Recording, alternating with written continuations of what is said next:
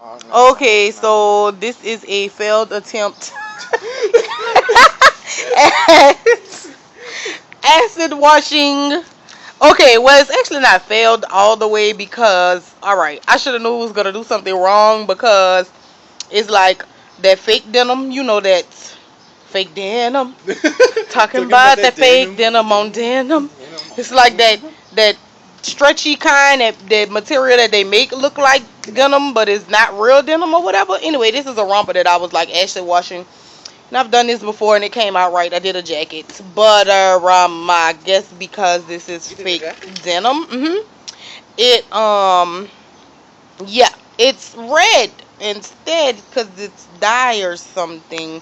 So I am going to wear this for the 4th of July because now it's red and blue ish looking. I don't know. Hey, some of it getting lighter.